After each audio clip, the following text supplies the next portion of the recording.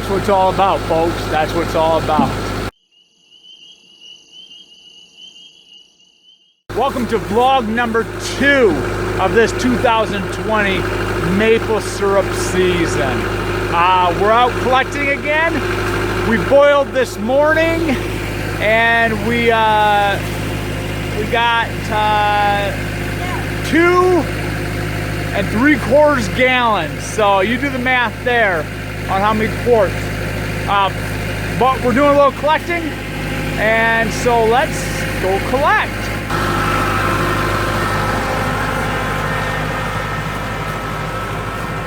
Apparently I got a ninja of some sort here. And so trying to... One of my favorite movies of all time is Jeremiah Johnson. Some of you old timers will know about it. Younger guys probably won't know Jeremiah Johnson. But in Jeremiah Johnson, they say something to the effect of March is a muddy month. Farmers like it mostly. Well,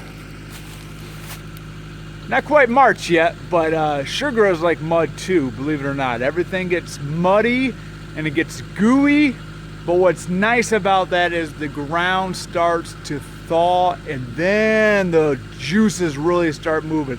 Those waters and sap really moves a little bit faster once the ground gets a thaw.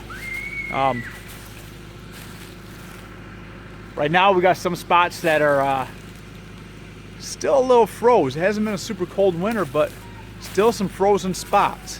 So I woke up early this morning and boiled for 5 hours, and we finished with just shy of 3 gallons, like I said. And that was probably, it was supposed to be like 95, 96 gallons of sap. I ended up almost ruining the entire batch. Walked away, jumped up to about 220.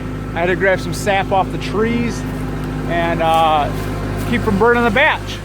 And that worked out well. So that batch probably had, I would say probably closer to 102, 103, somewhere in there, gallons of sap inside of it. So that would get you just shy of 3 gallons. I like syruping, right? You guys can figure that out. I like sugar making. One of the other things I really like to do is I like to cut firewood. I'm not too excessive with it, but I like to cut enough to make syrup with. I like to make, I like to keep my house warm. But I really like woodlot management. And so one of the things that I've been working on is trying to open up the woods a little bit. And you could see that, you can see some trunks out and about. And so with that in mind, I did some, I guess, specialty tapping is what you would call it. So with woodlot management, one of the things I think about is thinning my woods. You see, along my roadside here, I've got a lot of like medium-sized trees, but that canopy is packed. And I think once upon a time I told you guys that 50, 60, 70 years ago this was all field, and so things weren't spaced out like they should. So one of the things I'm doing this year is, got a tree here that's of good size. That tree is probably in the 12 to 13 inch range, where this tree right here is undersized. And so I tap them together with the idea that that tree is on the south side, and it is definitely competing for canopy space. And so that tree will become firewood this coming summer. So I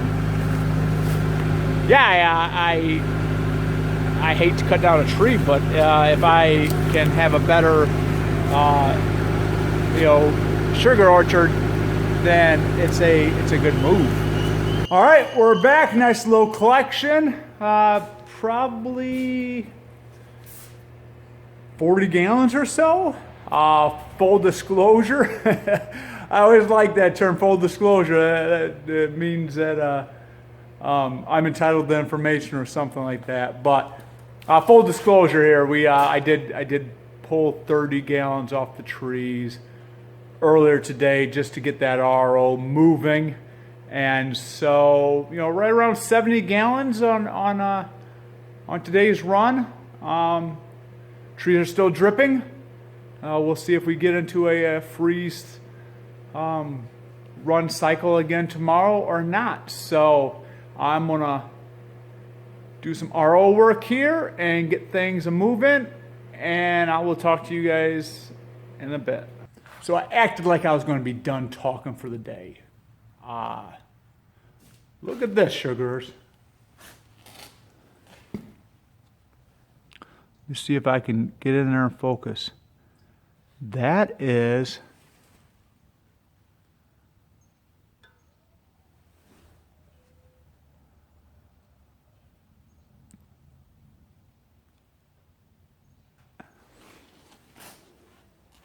it's almost 3.2% sugar.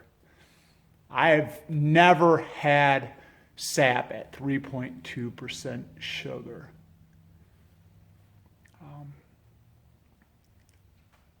Let me explain what that means. And I understand that the Jones rule of 86 is not actually accurate anymore, but it's pretty darn close. At 3%, you take 86 and divide it by 3. And so really quick off the top of your head, if you take 86 divided by 3, if you do the math, 86 divided by 3, we're talking 28 point something if the math is correct. And that's 28 gallons of sap to 1 gallon of finished syrup. So 3.2, we're borderline 27-ish. If not better, and it's pretty impressive. Now,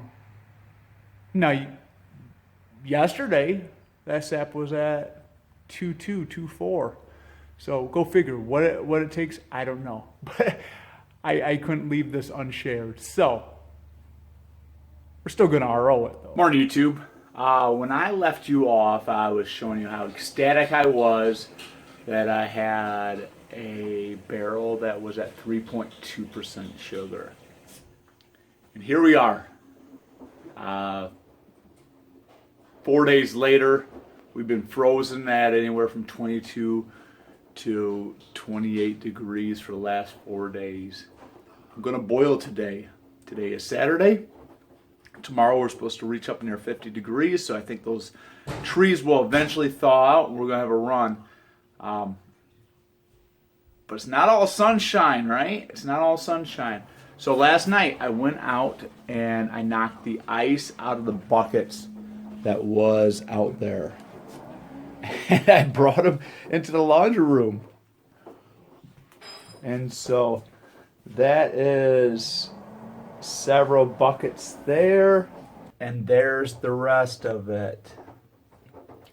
And then I have this small bucket as well. Usually the rule is, excuse the laundry, but it is what it is. Usually the rule is we boil the sap as soon as we can. And in this situation, we couldn't. Weather just wasn't there, time just wasn't there.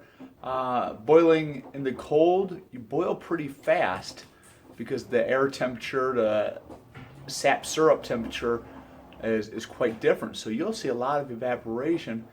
Filtering's a pain because that hot syrup, it just wants to solidify. So we're going to see what we have to do when it comes time to finish and to filter. But I took some of this frozen sap here. I got some on the cook stove, melting it. Hopefully going to get going melting this a little bit more, and then we're going to get boiling. I'll take you guys outside in a few minutes. Welcome to boil number 2. Been a long week. It seems like every single year this happens, and I guess it's the norm. I don't love it, but it is what we get here in Michigan. So let me give you breakdown of the beginning of the week to where we're at right now. Took you guys along. We did some collecting. Pretty good run, leftover run from the end of that first run. Collected about 70 gallons. I reduced the 70 gallons, and that's currently in the barn. It's probably 16, 17 gallons, but it's at almost 8%. And so that's going to boil well. What we have boiling in the pan right now, is one of my blue barrels that I showed you inside, the smaller one. So I've got way more than I want in the pan right now, but by the time the ice melted, I didn't want to scorch the pan. It's just gonna have to boil for a while. I've got some ice chunks in the warming pan, and we're just going to boil. It's real sunny out. It's probably 29, it's supposed to be sneaking up near 30 degrees today, and we're gonna boil it. We're gonna have some fun doing it. We're gonna be thankful for what we get, and hopefully we'll smile a lot. So we'll keep bringing you along throughout this boil. Hey guys, we keep going after it. We're about 4 hours into this boil, maybe 4.5 hours into this boil, and we're getting to the end. We're right around 215.5, 216, and we pulled the warming pan off. This has been a real hard boil, you know, just with ice chunks and whatnot. Once in a while you can see things clear out there, but a lot of steam still coming off. Bubbles are getting a little bit tighter, and we are getting towards the end. Today is Saturday. We just had, like I said, 4 or 5 day freeze up here in Michigan. It is probably only 30, 31 degrees out right now, but the sun is bright and the sun is hot, and trees are actually dripping, which makes me a little anxious, but a little excited over the next couple days. Tomorrow's supposed to be near 50 degrees. Since those trees are starting to thaw out, are starting to drip, I would suspect as long as the wind stays down, we'll have a real decent run tomorrow. Why the squirrel fan? Had people in passing, not using the comments too much, but in passing, ask about the squirrel fan. So if you stuck around this long, you actually are interested in making sugar. So what the squirrel fan is, I think you can get these at Menards. Real small squirrel fan. It's got 3 speeds. I run on the low. This is just some trim coil that I bent up, and as you can see, my fancy fastening there, that's just electrical wiring wrapped around it to hold its shape. And then along the bottom of the barrel stove, I actually cut the vents out, and so that will force that air in. Now on the back side, what I do is I actually will turn the damper down slightly, and what that does is that holds a lot of this heat under the pan, because we don't want the heat going up that chimney stack. We want it to stay under the pan, causing we want syrup to boil, right? So that's what that's about. I'm predicting kind of a long season. Now, I might be wrong. I'm wrong a lot, but as the season goes through, I'm just going to keep sharing more about my operation.